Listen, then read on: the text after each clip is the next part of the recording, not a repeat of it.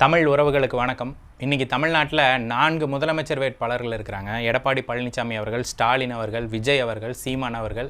விவசாயம் அப்படிங்கிறத பற்றி ஒரு சிந்தனை, ஒரு தெளிவு, ஒரு செயலாக்கும் திறன் இதெல்லாம் இருக்கிறது 2 பேர் தான். ஒன்று சீமான் அவர்கள், இன்னொன்று எடப்பாடி அவர்கள். சீமான் அவர்கள் பார்த்திங்கன்னா விஜய் வரவுனால் அவர் தக்க வச்சுருந்த 8 விழுக்காடு வாக்கையே இன்றைக்கி 5க்கு கீழே போக போகுது. அதுதான் யதார்த்தமான உண்மை. என்னதான் சீமான் அவர்கள் நிறையா விவசாயம் சார்ந்த திட்டங்கள் வச்சுருந்தாலும் அவர் ஆட்சிக்கு வரப்போகிறது கிடையாது. அவருடைய வெற்றியே ஒரு மிகப்பெரிய இழுபறியில் தான் இருக்குது. நமக்கு கண்ணு முன்னாடி இருக்கிற ஒரே வாய்ப்பு எடப்பாடி பழனிசாமி அவர்கள். அவர் விவசாயம் சார்ந்த ஏகப்பட்ட திட்டங்களை வரும் ஆட்சியில் கொடுக்க இருக்கிறாரு. அதுபோக முக்கியமாக இந்த கல் இறக்கிறது தொடர்பாக ஒரு முக்கியமான முடிவை அறிவிக்கிறதுக்கான வாய்ப்பு இருக்குது, உறுதியாக சொல்ல முடியாது.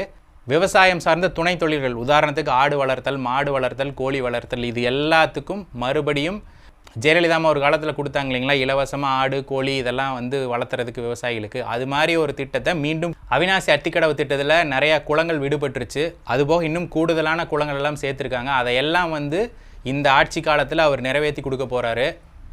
நீரின்றி விவசாயம் நடக்கவே நடக்காது. அந்த கூற்றின் அடிப்படையில் விவசாயத்தை பற்றி முழுமையாக தெரிஞ்ச, விவசாயத்துக்காகவே தன்னை முழு நேர அரசியல்வாதியாக மாற்றிக்கிற ஒரு விவசாய முதலமைச்சர் நமக்கு வேணுமா?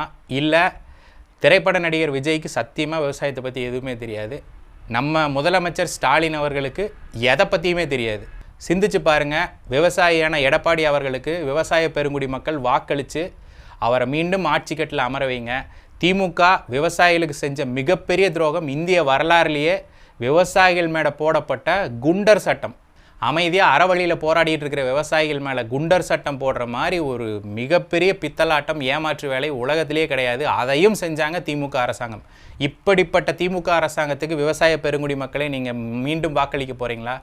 தயவு செஞ்சு அதிமுக கூட்டணிக்கு வாக்களித்து வெற்றி பெற செய்யும்படி கேட்டுக்கிறேன். நன்றி, வணக்கம்.